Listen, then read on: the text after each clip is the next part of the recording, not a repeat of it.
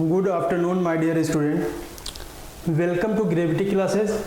आप सभी बच्चों का ग्रेविटी क्लासेस में स्वागत करता हूं। बेटा हम लोग इसके लास्ट लेक्चर में हम लोगों ने क्लास 8 के आईसीएसई बोर्ड का फर्स्ट चैप्टर एटम हम लोग स्टार्ट किए थे और इसमें हम लोग आज सेकेंड लेक्चर पढ़ेंगे। थोड़ा सा आपको हम यहाँ से स्टार्ट करते हैं, आइए देखते हैं। इसके लास्ट वाले लेक्चर में हम लोगों ने क्लासिफिकेशंस को बेटा देखा था, राइट। तो क्लासिफिकेशंस में हम लोगों ने पूरा कंप्लीट क्लासिफिकेशन नहीं हुआ था, इसलिए इसी को हम सबसे पहले क्लासिफिकेशन को कंप्लीट करेंगे और उसके नेक्स्ट हम कंटिन्यू करेंगे, ठीक है। आइए देखते हैं बेटा, अगर हम क्लासिफिकेशन की बात करें तो हमने बात किया था एलिमेंट्स की, ठीक है। और एलिमेंट्स क्या थे? एलिमेंट था बेटा किसी भी मैटर का सिंपलेस्ट सब्सटेंस या प्योर सब्सटेंस होता है जो और एलिमेंट को सिंप्लीफाई नहीं किया जा सकता है या सिंपल पार्ट में इसको स्प्लिट नहीं किया जा सकता है, राइट। तो इसकी बात हो चुकी थी और एलिमेंट को हम लोगों ने 4 टाइप से क्लासिफाई किया था। जैसे यहाँ पे एक पॉइंट लिखा हुआ है, इसको ध्यान दीजिएगा।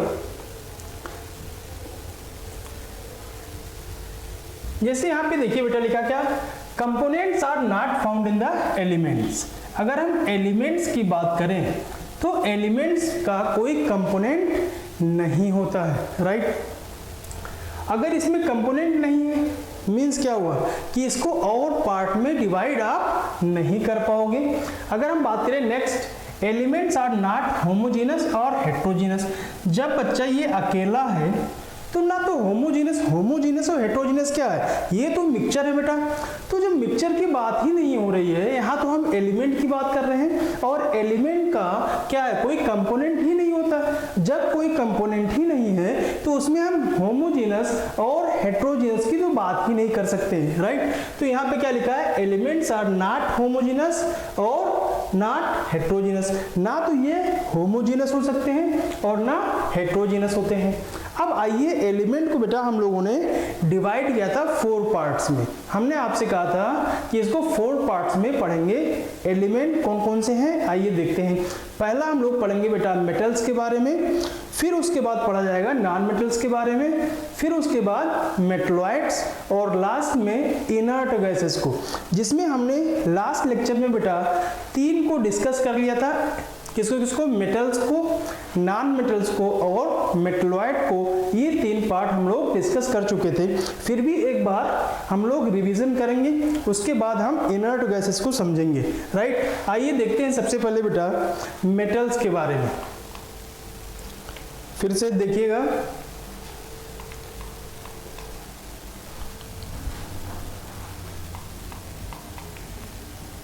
आइए देखते हैं बेटा, ये आपके पास है मेटल्स।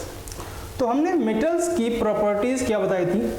तो मेटल्स यूजुअली क्या होते हैं बेटा, सॉलिड होते हैं रूम टेम्परेचर पर। तो क्या लिखा है, all elements which are generally solid at room temperature except mercury, caesium and gallium. इसको हमने आपको डिस्कस किया हुआ था। जैसे यहाँ पे मरकरी जो होता है बेटा, मरकरी आपका रूम टेम्परेचर पर लिक्विड होता है, बट यहाँ पे जो सीजियम और गैलियम है ना, ये रूम टेम्परेचर पर क्या है, लिक्विड्स नहीं होंगे। जस्ट टेम्परेचर थोड़ा सा आप इंक्रीज करोगे ये लिक्विफाई कर देते हैं, इसलिए इनको भी एक्सेप्शन में रखा जाता है। क्योंकि रीजन क्या है बेटा इसको एक्सेप्शन में रखने का, क्योंकि अपने पास जो बॉडी टेम्परेचर है ना वो कितना है, 37 डिग्री सेल्सियस होता है। अब बॉडी टेम्परेचर है 37 डिग्री सेल्सियस और इसका टेम्परेचर जो है बेटा जस्ट रूम टेम्परेचर से ऊपर लगभग 31-32 डिग्री सेल्सियस होता है। तो जैसे इसको हम पाम पे रखते हैं, जैसे सीजियम है अपने पास या गैलियम है, इसको पाम हथेली पे आप जैसे भी रखोगे ऐसे ये क्या कर जाएंगे, मेल्ट कर जाएंगे। इसलिए इनको भी कहाँ रखते हैं, अलग से पढ़ा जाता है, किसमें, लिक्विड्स में, राइट। एंड है मेटलिक क्लस्टर। इसमें क्या होता है, मेटलिक क्लस्टर होते हैं। मेटल्स आर मैलेबल की हमने एक्सप्लेन किया था बेटा, क्या होता था, can be hammered into the sheet. इसको आप अगर हैमर करते हो, ठीक है, इसको पीटते हैं अगर बेटा, तो ये शीट में कन्वर्ट हो जाता है, ठीक है। तो इस प्रॉपर्टीज को बोलते हैं मैलिएबल, राइट। अब आता है नेक्स्ट डक्टाइल। ये भी मेटल्स की प्रॉपर्टी है। डक्टाइल्स क्या है? एक प्रॉपर्टीज है किसकी? मेटल्स की। और अगर इसको एक्सप्लेन किया जाए तो बोलते हैं कि जो आपके पास मेटल्स है ना, इसमें जब आप इसको खींचते हैं तो ये क्या होता है? वायर के रूप में कन्वर्ट हो जाता है। इसलिए ये कौन सा है भाई? Ductile nature. इसको भी हमने देखा था, क्या लिखा है? Can be draw into the wires and has specific gravity. जैसे अपने पास क्या थे? आयरन, कॉपर, गोल्ड, ईटीसी, ऐसे बहुत सारे अपने पास मेटल्स होते हैं। अब आते हैं नेक्स्ट बेटा नॉन मेटल्स। अब नॉन मेटल्स की अगर हम बात करें तो कुछ इसी के अपोजिट आएंगे। जैसे उसमें क्या था? मेटल्स था, तो मेटल्स क्या था? मेटेलिक लस्टर थे। इसमें मेटेलिक लस्टर नहीं होता है, कुछ एक्सेप्शन को छोड़ दिया जाए। जैसे आयोडीन है बेटा, आयोडीन है नॉन मेटल, लेकिन उसमें क्या है? लस्टर नेचर होता है। लेकिन अगर एक आध को छोड़ दिया जाए, ठीक है, तो नॉन मेटल यूजुअली कैसे होते हैं? नॉन लस्टर होते हैं, ठीक। उसके बाद ये पे तो मैलिएबिलिटी यहाँ पे क्या है? एब्सेंट होती है, डक्टिलिटी एब्सेंट होती है, बट यहाँ पे एक नया न्यू प्रॉपर्टीज आती है, ब्रिटिल नेचर। कौन सा? Brittle nature. तो देखेंगे बेटा, those element which are non lustre except iodine. Iodine को अगर छोड़ दिया जाए तो ये क्या है? नॉन लस्टर होते हैं। ये है बेटा पुअर कंडक्टर। जो आपके पास मेटल थी, ये क्या था बेटा? हीट और इलेक्ट्रिसिटी के ये गुड कंडक्टर होते हैं। और ये क्या है? पुअर कंडक्टर या बैड कंडक्टर होते हैं आपके नॉन मेटल्स। तो यहाँ पे देखिएगा क्या लिखा है? Poor conductor of heat and electricity are called non metals. They can exist in any physical state. ये किसी भी फिजिकल स्टेट में एग्जिस्ट करते हैं। अब किसी भी फिजिकल स्टेट का मतलब क्या है? या तो सॉलिड में हो सकते हैं, या लिक्विड में हो सकते हैं, या गैसेस में हो सकते हैं। जैसे फॉर एग्जांपल बेटा यहाँ पे क्या है? आपके पास हाइड्रोजन है और नाइट्रोजन है। ऐसे बहुत सारे नॉन मेटल है, फास्फोरस है, कार्बन है, सल्फर है, ईटीसी, बहुत सारे आ जाएंगे बेटा, इसको डिटेल में पढ़ा जाएगा। इसके बाद आते हैं नेक्स्ट, अपने पास है मेटलॉइड्स। तो हमने मेटलॉइड्स में आपको बताया था बेटा कि इसमें मेटल्स एंड नॉन मेटल्स दोनों के नेचर प्रेजेंट होते हैं, राइट। तो बोलते हैं those element which possess characteristic properties of both the metals and non metals are called metalloids. तो इसमें बेटा मेटल और नॉन मेटल दोनों की प्रॉपर्टीज प्रेजेंट होती हैं। इसे ऐसे एलिमेंट को या ऐसे स्पीशीज को क्या बोलेंगे? मेटलॉइड्स कहते हैं, राइट। जैसे आपके पास है बेटा आर्सेनिक, बोरान, और भी हैं, जैसे जर्मेनियम है बेटा, ठीक है, सिलिकॉन है, एंटीमनी है, ईटीसी, ऐसे बहुत सारे आ जाएंगे, राइट। अब इसके बाद आते हैं एलिमेंट के क्लासिफिकेशन में सबसे लास्ट इनर्ट गैसेस। अब what is a inert gases? Inert gases क्या है? तो अगर हम इनर्ट गैसेस के बोले बेटा, तो एक साइंटिस्ट थे रमसे। तो रमसे साहब ने किसको? इनर्ट गैसेस को डिस्कवर किया था, ठीक है।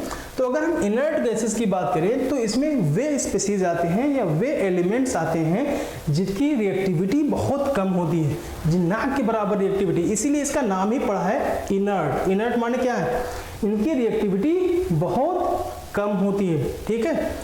अब इसमें जो एग्जांपल्स हैं, अच्छा इनर्ट गैसेस और नोबल गैसेस में क्या डिफरेंस है?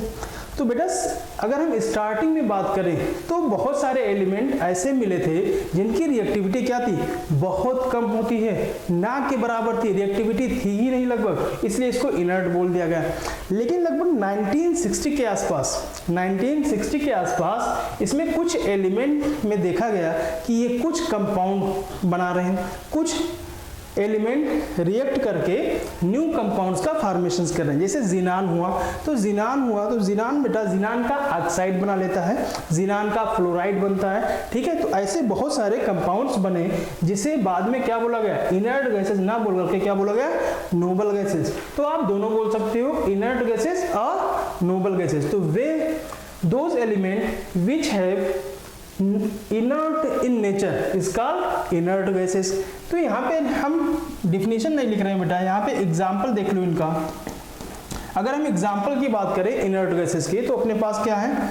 हीलियम है बेटा, नियान है, आर्गन है, क्रिप्टॉन, जीनान, रेडॉन और ओजी ऑर्गेनिजम इतने अपने पास हैं इनर्ट गैसेस, राइट। टोटल कितने हैं ये देखिए 1 2 3 4 5 6 7 अपने पास है टोटल क्या इनर्ट गैसेस जो डिस्कवर है, राइट। ये तो हुई इनर्ट गैसेस। अब एलिमेंट को हमने डिफाइन कर लिया बेटा और क्लासिफाई कर लिया। आइए देखते हैं, जैसे मेटल्स, नॉन मेटल्स और मेटलॉइड्स और इनर्ट गैसेस या नोबल गैसेस आपको मिली एलिमेंट में।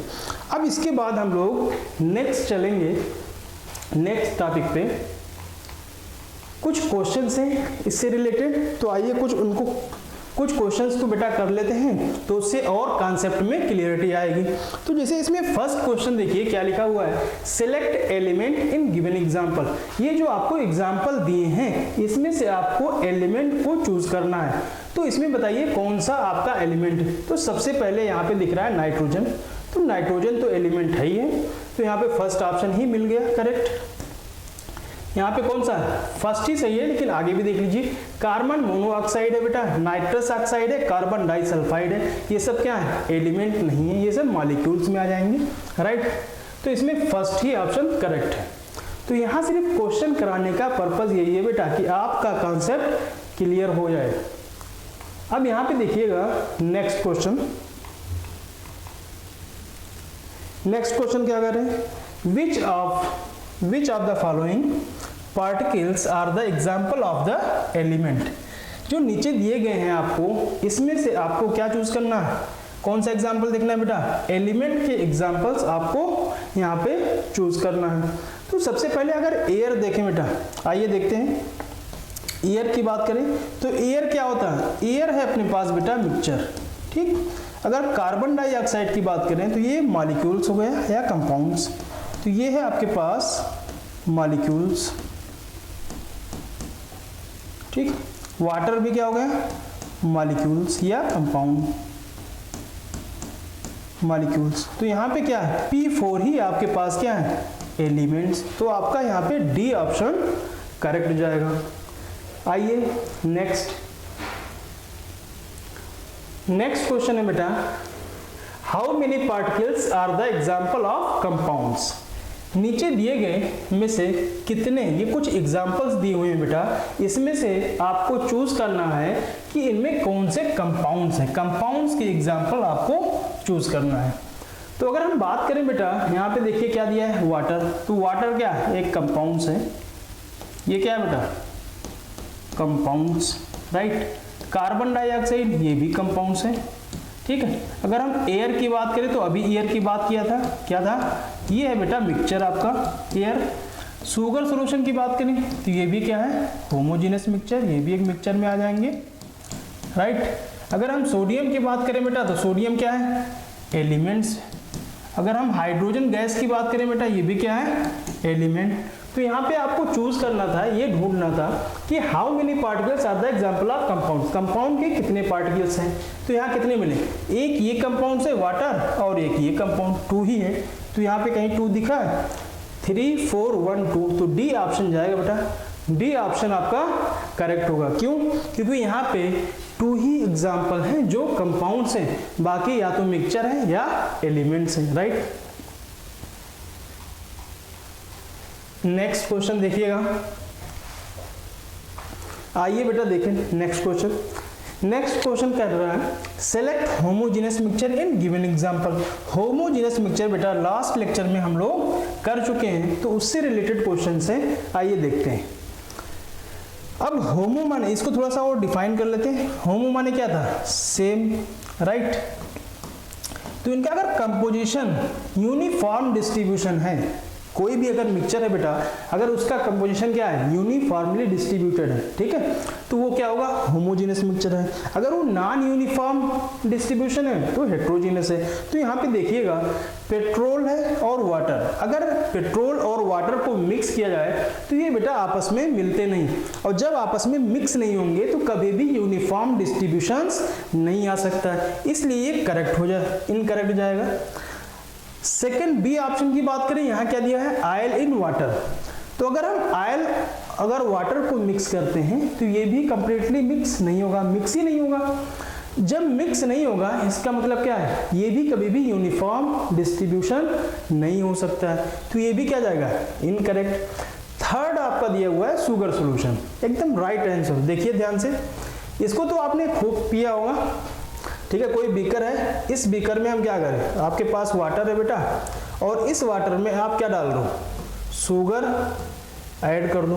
तो इसमें जब शुगर ऐड करोगे तो ये इसमें शुगर आप शेक करोगे बेटा तो ये डिजॉल्व हो जाएगा, और जब भी इसको आप चेक करोगे कहीं से, चाहे टॉप से पियो, चाहे बॉटम से पियो, चाहे साइड से आप पियो बेटा, तो हर जगह इसका टेस्ट कैसा आएगा, सेम आएगा। अगर टेस्ट सेम आ रहा है मीन्स क्या हुआ कि इसमें जो भी सोल्यूट है उसका जो कंपोजिशंस हैं वो क्या है, यूनिफॉर्म डिस्ट्रीब्यूशन में है। अगर यूनिफॉर्म डिस्ट्रीब्यूशन में होंगे तो वो क्या कहलाएगा, होमोजेनस मिक्सचर कहलाएगा बेटा। तो ये कैसे है, होमोजेनस मिक्सचर, राइट। तो ये आपका करेक्ट जाएगा सी, ए एंड सी नहीं, ए नहीं होगा बेटा। क्यों नहीं होगा, क्योंकि ये कंप्लीटली मिक्स होते ही नहीं है, और जब मिक्स नहीं होंगे तो डिस्ट्रीब्यूशन की क्या बात करें, यूनिफॉर्म डिस्ट्रीब्यूशन तो हो ही नहीं सकता, तो ये रॉन्ग जाएगा। अब आते हैं नेक्स्ट टॉपिक पे। अब कुछ क्वेश्चन है बेटा, ऑब्जेक्टिव तो हो गए कुछ क्वेश्चंस, अब कुछ है आपको कॉपी में लिखना है। ये आपके पास होमवर्क है, सब इजी क्वेश्चंस हैं, ठीक है, ये होमवर्क में जाएगा। आइए देख लेते हैं थोड़ा सा। कह रहे हैं how is matter classify on the basis of physical change. Physical change के बेसिस पर मैटर को आप कितने पार्ट में डिवाइड कर देते थे, तो 3 पार्ट में हम लोगों ने डिवाइड किया था, सॉलिड, लिक्विड एंड गैस। ये आपको बेटा कॉपी में नोट करना है, ठीक है। सेकेंड आप देखिएगा, second how is matter classify on the basis of chemical change. तो भैया केमिकल चेंज में हम लोगों ने प्योर सब्सटेंस और मिक्सचर को क्लासिफाई किया था। कितने पार्ट में इसको डिवाइड किया गया था, एक तो प्योर सब्सटेंस में, और प्योर सब्सटेंस में आपका क्या क्या आता है, एलिमेंट्स एंड कंपाउंड्स आएंगे। और आपका सेकेंड क्या होगा, सेकेंड की अगर हम बात करें बेटा मिक्सचर, तो मिक्सचर भी 2 टाइप्स थे, एक होमोजेनियस मिक्सचर और हेट्रोजेनियस मिक्सचर। अब होमोजेनियस मिक्सचर और हेट्रोजेनियस मिक्सचर इसको आपको डिफाइन करना है, कॉपी में इसको कंप्लीट करना है बेटा। नेक्स्ट 4th क्वेश्चन क्या कर रहा है, oxygen which we inhale is a element और अ कंपाउंड। जो बेटा हम ऑक्सीजन इनहेल कर रहे हैं सांस लेने के दौरान, ठीक है, रेस्पिरेशन के दौरान, तो वो क्या हो रहा है, वो एलिमेंट ले रहे हैं या कंपाउंड्स ले रहे हैं। तो बेटा यहाँ पे एलिमेंट लेंगे, कंपाउंड्स कहाँ से लेंगे, ऑक्सीजन कंपाउंड्स नहीं बेटा, एलिमेंट्स लेते हैं, ठीक है। नेक्स्ट कह रहे हैं डिस्टिंग्विश बिटवीन आइस, वाटर और वाटर वेपर्स। मीन्स क्या हुआ, एक तो सॉलिड है, दूसरा आपके पास लिक्विड, और तीसरा क्या है, वेपर्स या गैसेस की बात करें तो on the basis of the space between the atoms. अगर हम आपके पास बेटा सॉलिड की बात करें, सॉलिड था, लिक्विड था, लिक्विड और तीसरा बेटा गैस, इन तीनों में बात करें तो इनके जो पार्टिकल्स थे बहुत क्लोजली अटैच थे, है ना।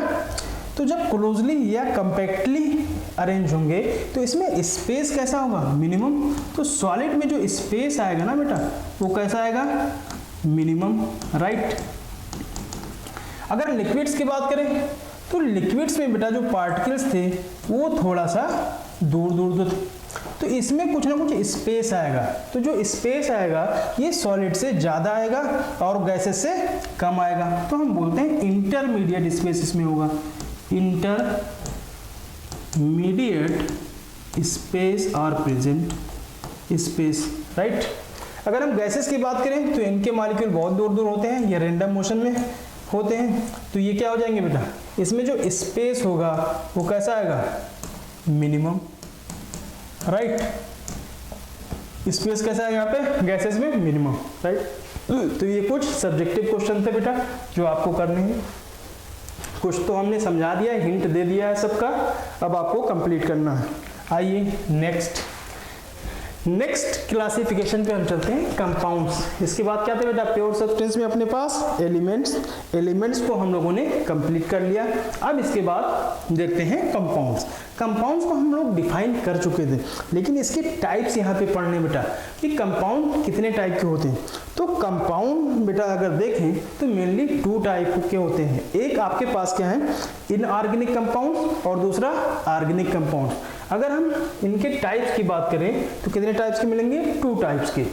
तो अगर देखेगा कंपाउंड को, थोड़ी सी इनकी प्रॉपर्टीज लिखी हुई, इसको देख लेते हैं। बोलते हैं the constituent of compound can not be separately by physical और mechanical means. The constituent of compounds can not be separated by physical और मैकेनिकल मीन्स। मतलब इसको आप फिजिकली, मैकेनिकल मीन्स या फिजिकल मीन्स क्या हुआ, इसको बुन करके, इसको चुन करके, ठीक है। दूसरा पिकिंग, चुनना, पिकिंग करके, या इसको बेटा आप फिल्टर करके, ठीक है। इन सब मेथड से आप इवापोरेशन हुआ, बॉइलिंग पॉइंट, ये सब क्या है, फिजिकल प्रोसेस है। तो फिजिकल प्रोसेस द्वारा कंपाउंड्स को आप बेटा सेपरेट नहीं कर पाओगे। तो कैसे सेपरेट करेंगे, इनको केमिकल मेथड द्वारा सेपरेट किया जाता है। They can be separated by chemical method, right. अब आते हैं कंपाउंड्स की अगर बात करें तो ये भी कैसे होंगे बेटा, होमोजेनस होते हैं, ऑलवेज होमोजेनस इन नेचर होते हैं। अब आते हैं कंपाउंड्स कितने पार्ट के थे, 2 पार्ट। सबसे पहला फर्स्ट वाला हम लोग पढ़ेंगे इनऑर्गेनिक कंपाउंड्स के बारे में। ये क्या है, फर्स्ट इनऑर्गेनिक कंपाउंड्स। अगर हम इनऑर्गेनिक कंपाउंड्स की बात करें बेटा तो inorganic compounds non living source से ऑब्टेन किए जाते हैं। किससे ऑब्टेन किए जाएंगे, नॉन लिविंग सोर्स से ऑब्टेन किए जाते हैं। जैसे यहाँ पे देखिएगा, जैसे आपके पास चाक है, रॉक वगैरह है, सी वाटर है, ठीक है। तो यहाँ सबसे जैसे बेटा पहाड़ वगैरह है, साल्ट वगैरह, वहाँ से हम लोग किसको, इनऑर्गेनिक कंपाउंड्स को ऑब्टेन करते हैं। तो क्या लिखा हुआ बेटा, यहाँ पे देखिएगा, compounds obtain from non living sources such as rock हो गया, मिनरल्स हो गया, एलॉय वगैरह भी हो गया, एलॉय वगैरह भी आते हैं, इनऑर्गेनिक कंपाउंड्स कहलाएंगे बेटा। जैसे यहाँ पे एग्जांपल दिया हुआ है, चाक, सॉल्ट, एटीसी। अब आते हैं ऑर्गेनिक कंपाउंड्स पे। अगर हम ऑर्गेनिक कंपाउंड्स की बात करें तो ऑर्गेनिक कंपाउंड्स बेटा लिविंग सोर्स से ऑब्टेन किए जाते हैं। जैसे वैक्स हो गया, ठीक है, प्रोटीन हो गया, आयल्स हो गया। तो यहाँ पे देखिएगा, compounds obtain from living sources such as plants हो गए, प्लांट्स भी लिविंग होता है, animals are called organic compounds, right. जैसे बेटा प्रोटीन है, वैक्स है, आयल्स हैं, एटीसी, ठीक है। ये सारे इनके, ये सभी एग्जाम्पल्स हैं बेटा किसके, ऑर्गेनिक कंपाउंड्स के, राइट। अब इसके बाद हम लोग चलेंगे बेटा, ये तो क्लासिफिकेशंस कंप्लीट हुआ। अब इसके बाद हम लोग एक थ्योरी पे चलेंगे, काइनेटिक मॉलिक्यूलर थ्योरी। आइए देखते हैं बेटा, ये आपका इंपॉर्टेंट है, इसको समझना है आपको अच्छे से, ठीक है। ये एग्जाम में बेटा आपको, ये बहुत इंपॉर्टेंट है, अक्सर एग्जाम में ये आते रहते क्वेश्चंस हैं। काइनेटिक मॉलिक्यूलर थ्योरी के क्वेश्चंस आते हैं और ये कॉन्सेप्चुअल बेसिस पे भी बहुत इंपॉर्टेंट है। तो आइए देखते हैं बेटा, what is a kinetic molecular theory of matter. आपके पास जो मैटर है, कोई भी मैटर, जो मैटर को हम लोगों ने डिफाइन किया था, एनीथिंग जो अपने आसपास देख रहे हो वो सब क्या है, मोस्टली मैटर ही है, ठीक है। तो मैटर को अगर हम पार्टिकल्स के बेसिस पे देखें, किसके बेसिस पे बेटा, पार्टिकल के बेसिस पर, चाहे वो सॉलिड हो चाहे लिक्विड हो, किसी भी स्टेट में, सॉलिड, लिक्विड या गैसेज स्टेट में, भाई जो आपके पास मैटर्स हैं वो 3 स्टेट में पाए जाएंगे, या तो सॉलिड होंगे, या लिक्विड होंगे, या गैस होंगे। अब इन तीनों स्टेट के जो पार्टिकल्स हैं, इसके जब बिहेवियर के बारे में आप स्टडी करते हो तो वो किसके अंतर्गत आएगी, किसके अंदर आएगी बेटा, काइनेटिक मॉलिक्यूलर थ्योरी के अंदर आती है, राइट। तो इसमें बेटा हम क्या स्टडी करेंगे, जो आपके पास मैटर के स्टेट हैं, उनके जो पार्टिकल्स होंगे, उनके बिहेवियर के बारे में स्टडी किया जाता है, किसके अंदर, मॉलिक्यूलर, काइनेटिक मॉलिक्यूलर थ्योरी के अंदर, राइट। तो यही सबसे पहले पॉइंट ये देखिएगा, the behaviour of molecules in solid liquid gases is called kinetic molecular theory, right. अब इसमें कुछ इंपॉर्टेंट बेटा काइनेटिक मॉलिक्यूलर थ्योरी के कुछ इंपॉर्टेंट पास्टुलेट होते हैं, उन पास्टुलेट को बेटा एक एक करके हम लोग डिस्कस करेंगे। तो आइए सबसे पहले देखते हैं बेटा इनके पास्टुलेट के बारे में। तो main postulate of kinetic molecular theory of matter are. अच्छा, इसमें आइए सबसे फर्स्ट पास्टुलेट की बात करेंगे हम लोग। तो फर्स्ट पास्टुलेट ये कहता है बेटा कि जो मैटर है, वो जो मेडअप है, जो मैटर बने होते हैं ना, वो छोटे छोटे पार्टिकल से, एटम या मॉलिक्यूल से मिलकर के बने होते हैं। पहला फर्स्ट पास्टुलेट क्या है? केएमटी का फर्स्ट पास्टुलेट बेटा क्या है? तो जो matter is made up of small और tiny particles are called matter. यहाँ पे देखिएगा फर्स्ट पास्टुलेट।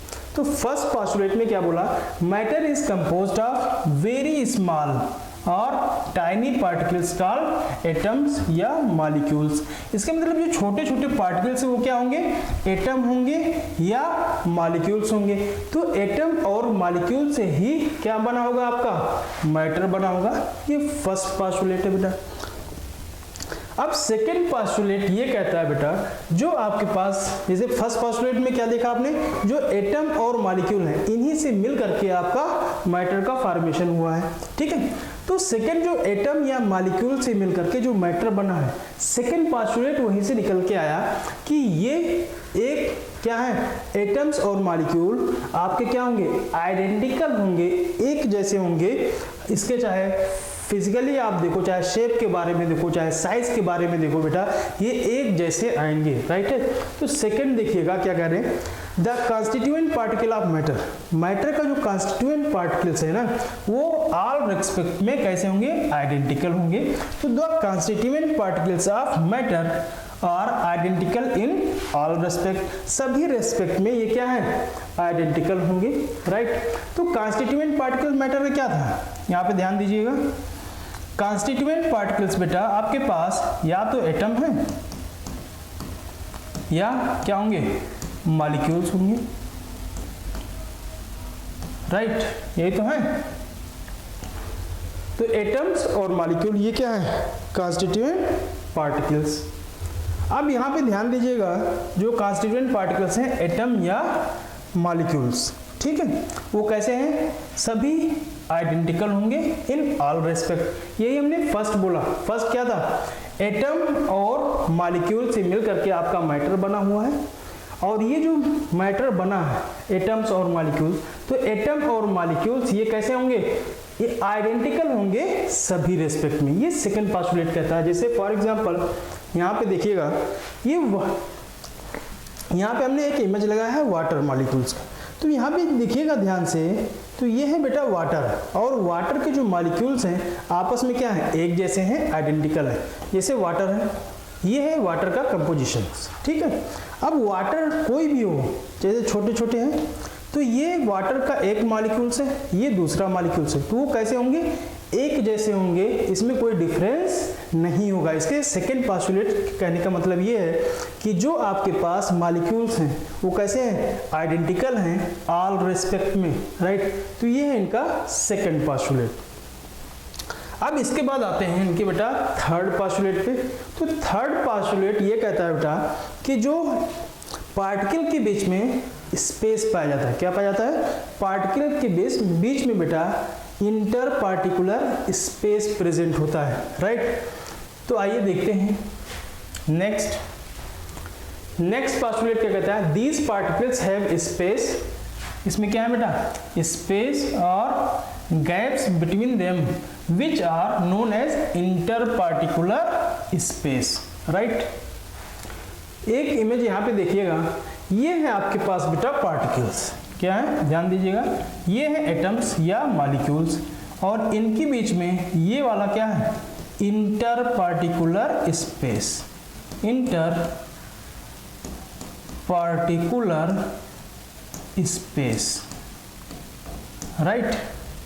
तो ये जो इंटर पार्टिकल, तो थर्ड पोस्टुलेट में ये बताया गया कि जो पार्टिकल्स अरेंज होते हैं ना, इनके बीच में क्या होंगे बेटा, स्पेस प्रेजेंट होते हैं, ठीक है। तो ये सब क्या है, स्पेस है, राइट। तो ये थर्ड पोस्टुलेट है। तो फर्स्ट पोस्टुलेट में क्या देखा, आइए 3 पोस्टुलेट को बेटा एक बार रिवाइज करते हैं। तो फर्स्ट पोस्टुलेट में हमने क्या देखा कि जो मैटर बने होते हैं उससे एटम एंड मॉलिक्यूल से मिलकर के बने होते हैं, और जो एटम और मॉलिक्यूल से मिलकर के बने हैं, एटम और मॉलिक्यूल सेकंड पोस्टुलेट बन गया कि ये ऑल रेस्पेक्ट में क्या होते हैं, आइडेंटिकल होते हैं, सेम होते हैं, ठीक है। थर्ड पोस्टुलेट में इन्होंने बताया काइनेटिक मॉलिक्यूलर थ्योरी में कि जो पार्टिकल्स अरेंज हैं, इन पार्टिकल्स के बीच में क्या पाया जाता है, स्पेस पाया जाता है, और उस स्पेस को हम लोग क्या बोलते हैं, इंटर पार्टिकल स्पेस या इंटर पार्टिकुलर स्पेस कहते हैं, राइट। अब नेक्स्ट पोस्टुलेट आता है कि ये जो पार्टिकल है इनमें पाया जाता है बेटा फोर्स ऑफ अट्रैक्शन, इसी को बोलते हैं inter particular force of attraction. ये जो पार्टिकल्स है इसका नेचर है बेटा क्या, ये मोशन में रहते हैं, ठीक है। इनका नेचर होता है कि ये मोशन में रहते हैं। अगर इनके बीच में फोर्स ऑफ अट्रैक्शन नहीं होगा तो ये दूर दूर चले जाएंगे।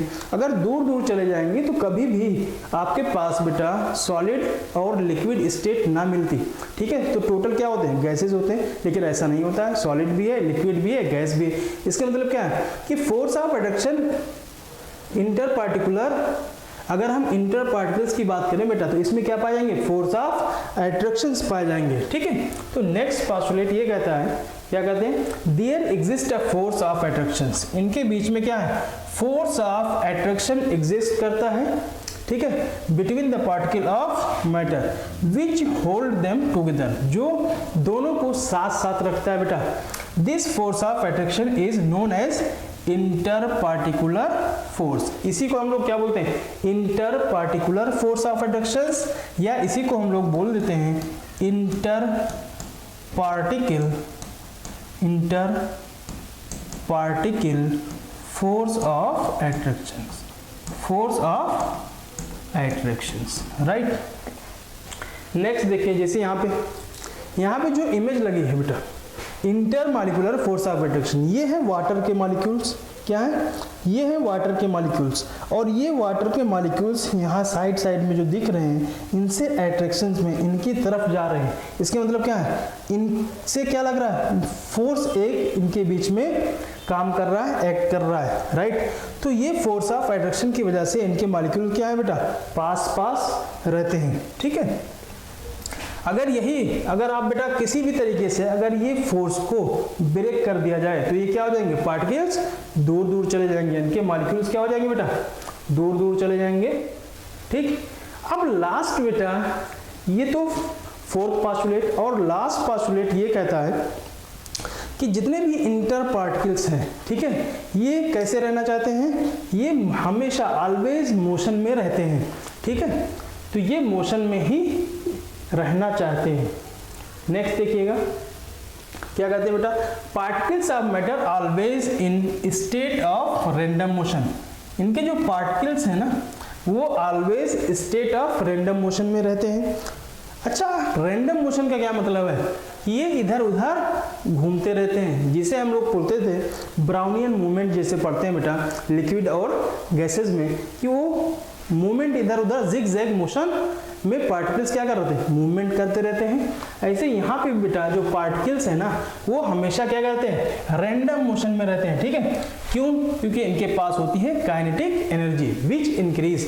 अब ये काइनेटिक एनर्जी बेटा, अगर आप टेम्परेचर बढ़ाते हो तो पार्टिकल्स की काइनेटिक एनर्जी इंक्रीज कर जाएगी, ठीक है। अगर टेम्परेचर आप फिर डिक्रीज करोगे तो फिर पार्टिकल्स की क्या हो जाएगी, काइनेटिक एनर्जी डिक्रीज कर जाएगी। तो यही इफेक्ट यहाँ पे लिखा हुआ है, कहते हैं which increase with and increase in temperature and decrease with decrease in temperature. अगर टेम्परेचर को आप इंक्रीज करते हो तो पार्टिकल्स का काइनेटिक एनर्जी इंक्रीज कर जाती है। अगर आप टेम्परेचर बेटा डिक्रीज करोगे तो पार्टिकल की काइनेटिक एनर्जी डिक्रीज कर जाएगी, राइट। तो ये बेटा काइनेटिक मॉलिक्यूलर थ्योरी में ये 5 पोस्टुलेट हैं जो बहुत इंपॉर्टेंट है। फिर से एक बार रिवाइज करेंगे। पहला क्या बोला गया था कि जो मैटर है वो मेडअप होता है किससे, एटम्स एंड मॉलिक्यूल से। सेकंड में बोला गया है जो बने हैं एटम, जो कॉन्स्टिट्यूएंट पार्टिकल्स हैं एटम और मॉलिक्यूल्स, वो कैसे होते हैं, ऑल रेस्पेक्ट में आइडेंटिकल होंगे या identical in all respect. Third postulate में क्या बताया गया कि इनके जो इंटर पार्टिकल, बेटा जो भी आपके पास मैटर है उसमें जो आपके पास कॉन्स्टिट्यूएंट पार्टिकल होंगे एटम और मॉलिक्यूल्स, उनके बीच में क्या पाए जाते हैं, स्पेस पाए जाते हैं। उसी स्पेस को हम लोग क्या बोल रहे थे, इंटर पार्टिकुलर स्पेस कहते हैं। ये थर्ड हुआ। नेक्स्ट फोर्थ क्या था बेटा, कि जो भी पार्टिकल्स हैं एटम्स और मॉलिक्यूल्स, इनके बीच में फोर्स ऑफ अट्रैक्शन एक्ट करता है, काम करता है। उसी फोर्स ऑफ अट्रैक्शन को हम लोग क्या बोलते हैं, inter molecular force of attraction कहते हैं, राइट। और लास्ट बोला गया कि जो पार्टिकल्स हैं, चाहे एटम हो चाहे मॉलिक्यूल हो, ये हमेशा स्टेट ऑफ मोशन में रहना चाहते हैं, ठीक है, या स्टेट ऑफ मोशन में रहते हैं, राइट। ये 5 पोस्टुलेट इसमें होते हैं बेटा, ये बहुत इंपॉर्टेंट है, आपको याद रखने हैं, ठीक है। जैसे यहाँ पे देखिएगा एक इमेज लगा है, तो ये भी जितने भी पार्टिकल्स हैं बेटा, ये क्या कर रहे हैं, एक रैंडम मोशन में, ठीक है। जो भी मॉलिक्यूल्स हैं इधर उधर क्या कर रहे हैं, मूव कर रहे हैं। देखिएगा ये सब मूवमेंट है पार्टिकल्स के, ठीक। कोई इधर मूव कर रहा है, कोई इधर मूव कर रहा है, कोई ऊपर कोई नीचे, ये सब मूव करते रहते हैं, ठीक है। अब इसके बेसिस पे बेटा नेक्स्ट जो टॉपिक आता है कंपैरेटिव स्टडी आता है। आपने देख लिया बेटा किसके, पार्टिकल्स के नेचर को, यहाँ पे हम लोगों ने इनके बिहेवियर को देख लिया है। अब इसके बेसिस पर नेक्स्ट टॉपिक आएगा जो आपका मिलेगा बेटा क्या, comparative study of solid, liquid and gases, right. तो इसके नेक्स्ट हम लोग टॉपिक पे चल रहे हैं, comparative study of solid, liquid and gases पे। तो आइए देखते हैं।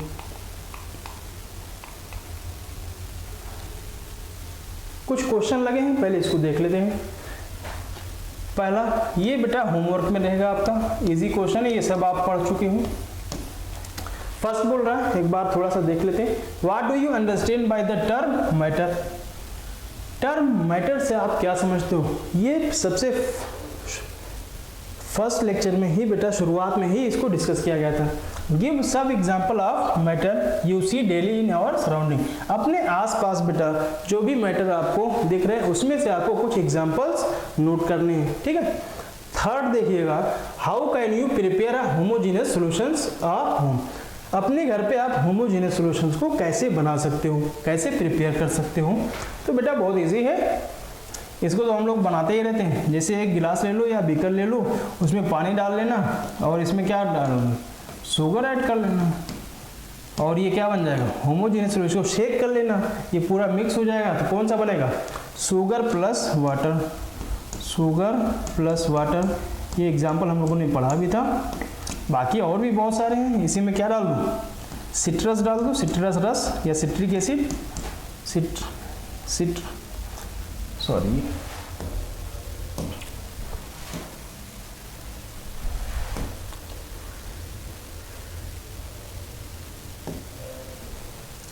इसके बाद बेटा आप क्या ले सकते हो, साल्ट भी तो ले सकते हैं, साल्ट प्लस वाटर, तो साल्ट भी डिसॉल्व हो जाएगा। तो ये सब क्या बनेंगे बेटा, होमोजेनियस सॉल्यूशंस बनेंगे, right. Next, name a matter we use daily in our day to day life in 2 different state. कोई मैटर ऐसा बताइए जो आप डेली टू डेली यूज करते रहते हैं, ठीक है। डेली लाइफ में आप क्या करते हो बेटा, यूज करते रहते हो। जैसे बेटा आप देखो आइस, आइस क्या है, सॉलिड स्टेट में, इसका भी यूज करते रहते हैं हम लोग। और पानी तो खूब पी ही रहे हैं, तो पानी कैसा है, लिक्विड, ठीक है। तो अगर आइस की बात करें तो इसमें भी कंपोजिशन क्या है, वाटर, और इसमें भी क्या है, वाटर। तो दोनों का जो कंपोजिशन होगा वो वाटर ही है, बस क्या है बेटा, यहाँ पे स्टेट चेंज है, राइट। अब इसके बाद नेक्स्ट टॉपिक पे हम लोग चलते हैं, कौन सा, कंपैरेटिव स्टडी करते हैं सॉलिड, लिक्विड एंड गैसेस की।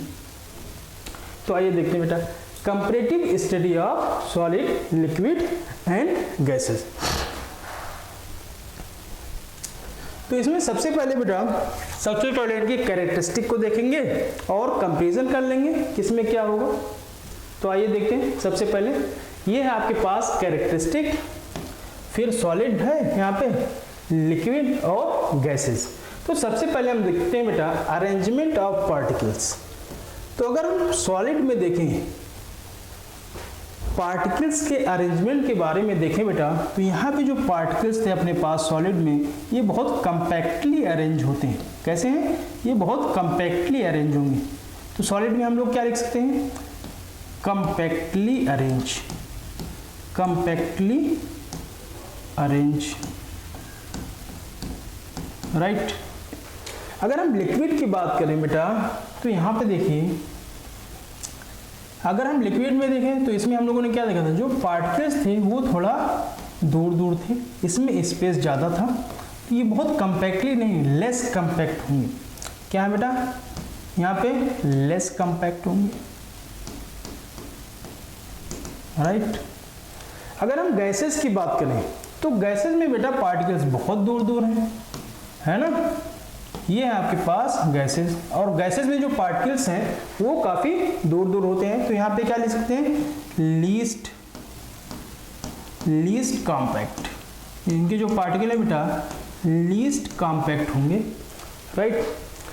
अब नेक्स्ट बात कर लेते हैं इंटर पार्टिकल स्पेस। तो सॉलिड बेटा जब आपका कह रहे हो ये कंपैक्टली अरेंज है, इस मीन्स क्या है, इनके बीच में जो पार्टिकल्स हैं, चाहे ये ए है और बी, और ए बी वाले पार्टिकल्स में अगर ध्यान दें तो स्पेस बहुत कम होंगे। तो यहाँ पे बेटा कंपैक्टली अरेंज होने की वजह से, या हम बोल सकते हैं फोर्स ऑफ एट्रैक्शन इसमें मैक्सिमम होने की वजह से इनके इसमें क्या पाया जाता है बेटा? स्पेस मिनिमम होगा। तो यहाँ पे क्या है? Inter particular space, inter particular space और मिनिमम। क्या होंगे बेटा? Minimum, right. अब यहाँ पे देखिए लिक्विड्स में, तो लिक्विड में बेटा कुछ ना कुछ स्पेस है, तो सॉलिड से तो कंपैरेटिवली ज़्यादा है, और गैसेस से बेटा यहाँ पे क्या होंगे? कम होंगे। तो यहाँ पे हम लिख सकते हैं इंटर पार्टिकुलर स्पेस और इंटरमीडिएट। इंटरमीडिएट मीन्स क्या हुआ बेटा? कि सॉलिड से तो ज़्यादा है और लिक्विड से कम है, ठीक है। यहाँ पे देखिए इंटर पार्टिकुलर स्पेस क्या होगा? इंटर पार्टिकुलर स्पेस यहाँ पे होगा बेटा मैक्सिमम। क्या है? Maximum, right. ये बात समझ में आती है। इसकी बातें हम लोग कर भी चुके हैं बेटा, इससे पहले भी थोड़ा बहुत। अब यहाँ पे देखिएगा थर्ड, क्या कर रहे हैं? Inter particular attraction, inter particle attractions.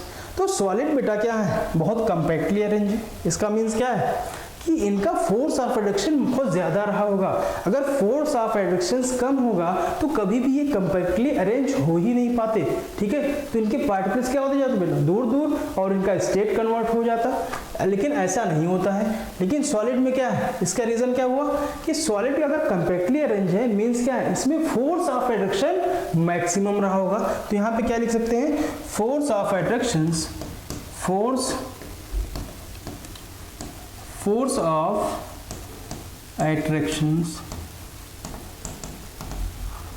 क्या है? मैक्सिमम। क्या होंगे बेटा? मैक्सिमम। फिर यहाँ पे बात करें तो लिक्विड में देखिएगा बेटा स्पेस क्या है? गैसेस से कम और सॉलिड से ज़्यादा। तो यहाँ पे अगर स्पेस आ गया, इसके मतलब यहाँ कुछ ना कुछ क्या हुआ होगा? फोर्स ऑफ एट्रैक्शन डिक्रीज हुआ होगा। जब फोर्स ऑफ एट्रैक्शन डिक्रीज होगा तभी इसमें स्पेस आया, नहीं तो स्पेस नहीं आता, ठीक है। तो यहाँ पे हम क्या लिख सकते हैं? फोर्स ऑफ एट्रैक्शंस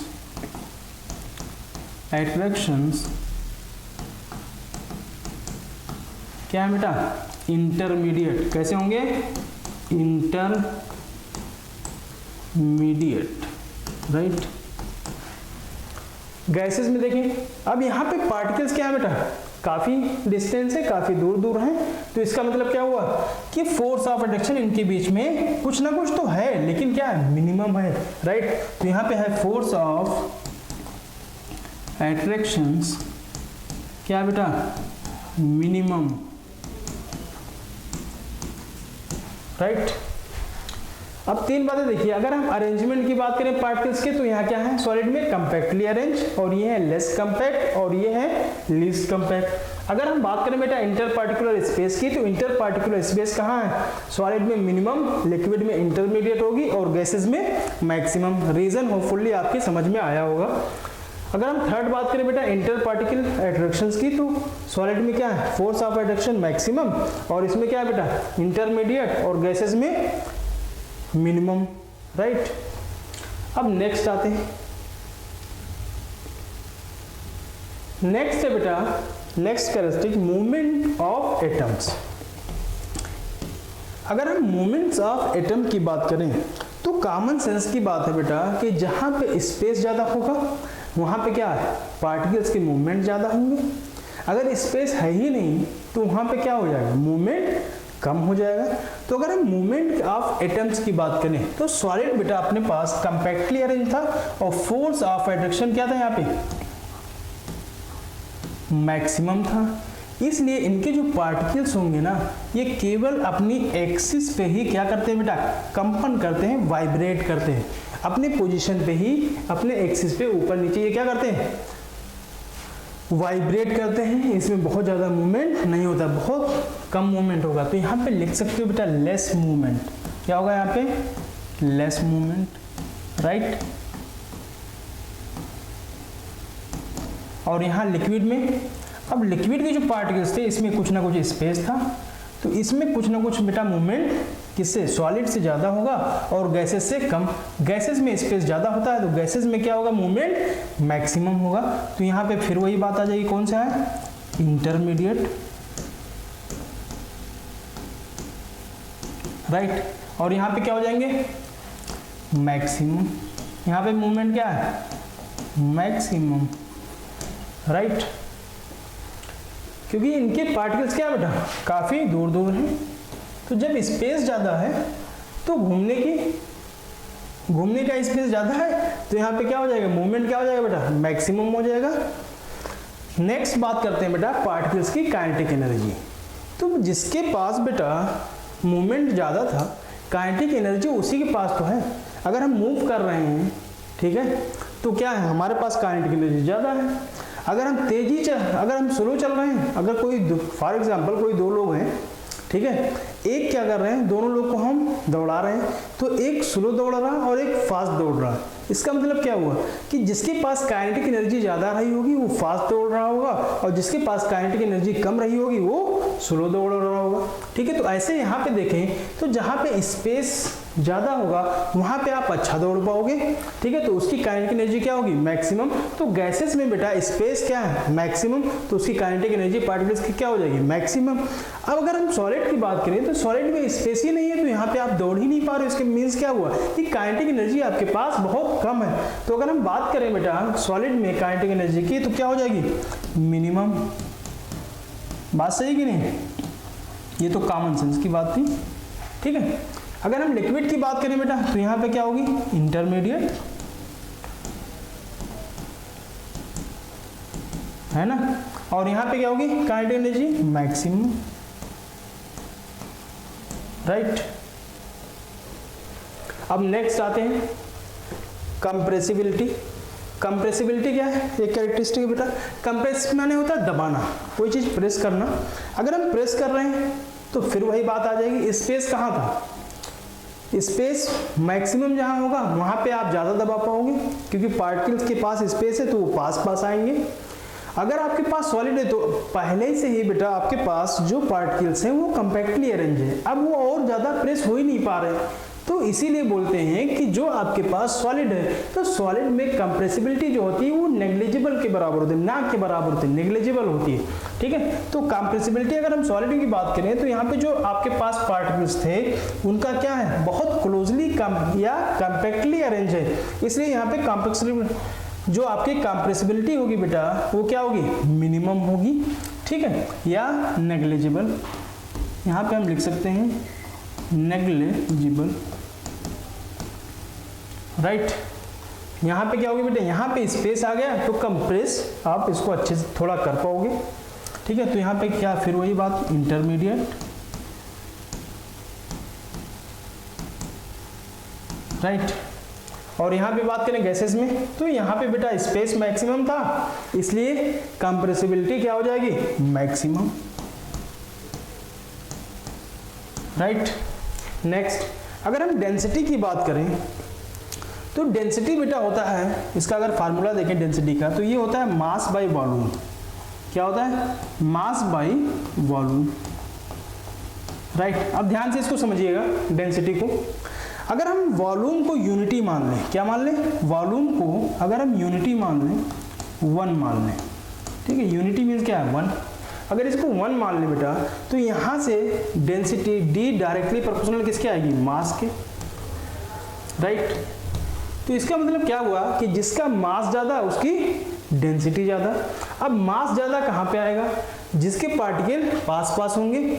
अब एक यूनिट वॉल्यूम है, मान लेते हैं फॉर एग्जांपल बेटा यहाँ पे 1 यूनिट वॉल्यूम, इसको कट करते हैं और 1 यूनिट वॉल्यूम इसको कट करें और 1 यूनिट वॉल्यूम इसको कट करें, राइट। तो ध्यान दीजिएगा यहाँ पे आपके 2 पार्टिकल्स आ रहे हैं, तो 2 पार्टिकल का मास होगा सॉलिड में। लिक्विड में 1 पार्टिकल्स आ रहे हैं, तो 1 पार्टिकल का मास होगा। यहाँ हाफ थोड़ा सा ही पार्टिकल्स आया 1 यूनिट वॉल्यूम में, तो थोड़ा सा मास होगा। तो मास होगा बेटा यहाँ पे मैक्सिमम सॉलिड में, तो इसकी डेंसिटी भी क्या हो जाएगी? Maximum, right. तो इसकी क्या आ जाएगी बेटा? डेंसिटी किस में जब मैक्सिमम आएगी? सॉलिड में। लिक्विड में फिर बात करें वही इंटरमीडिएट, इसमें क्या आएगी? Intermediate, right. और गैसेस में क्या आ जाएगी बेटा? Minimum, right. कोई डाउट? अब यहाँ पे अगर हम ध्यान दें बेटा, तो हम लोगों ने आज क्या क्या पढ़ा? आज हम लोगों ने बेटा कंपाउंड्स को देखा। तो कंपाउंड कितने टाइप के? 2 टाइप्स के, ठीक है। कौन कौन से? इनऑर्गेनिक और ऑर्गेनिक। उसके बाद हम लोगों ने देखा कुछ क्वेश्चंस हम लोगों ने किया एलिमेंट्स के और होमोजेनस मिक्सचर के, ठीक है। उसके बाद कुछ सब्जेक्टिव क्वेश्चंस हैं। उसके बाद हम लोगों ने देखा काइनेटिक मॉलिक्यूलर थ्योरी को। अब काइनेटिक मॉलिक्यूलर थ्योरी के कुछ पोस्टुलेट थे, उनको हम लोगों ने अच्छे से पढ़ लिया। उसके बाद उसी पे बेस क्या आता है? कंपैरेटिव स्टडी देखा हम लोगों ने, किसका? सॉलिड, लिक्विड एंड गैसेस के। इतना टॉपिक होपफुली आपको क्लियर होगा, ठीक है। अब इसके बाद बेटा कुछ क्वेश्चंस लगे हैं, आइए उनको देख लेते हैं।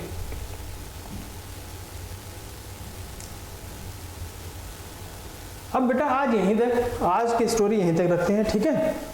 अब इसके बाद हम लोग इसको कंप्लीट करेंगे इसके नेक्स्ट लेक्चर में। तो नेक्स्ट लेक्चर में आपका पूरा कंप्लीट हो जाएगा। इसके बाद जो बचा हुआ है बेटा पार्ट, वो हम लोग इसके बाद पढ़ेंगे interconversion of state of matter. State of matter को हम कैसे कन्वर्ट करते हैं सॉलिड से लिक्विड में और लिक्विड से गैसेस में, ठीक है। अब उसमें आ जाएगा आपका melting point, boiling point, right, vaporisations, ठीक है, कंडेंसेशन आ जाएगा, सब्लिमेशन आ जाएगा। ये थोड़ा टर्म देखेंगे जो इम्पोर्टेंट है, ठीक है। और सबसे लास्ट में हम लोग पढ़ लेंगे कंजर्वेशन ऑफ मास, ठीक है, मास, कंजर्वेशन ऑफ मास, ठीक। ये कंजर्वेशन ऑफ मास अगर लास्ट में पढ़ लिया जाएगा तो ये चैप्टर पूरा फिनिश हो जाएगा, कंप्लीट हो जाएगा, राइट। तो आज की स्टोरी यहीं तक रहेगी। थैंक यू, धन्यवाद, शुक्रिया।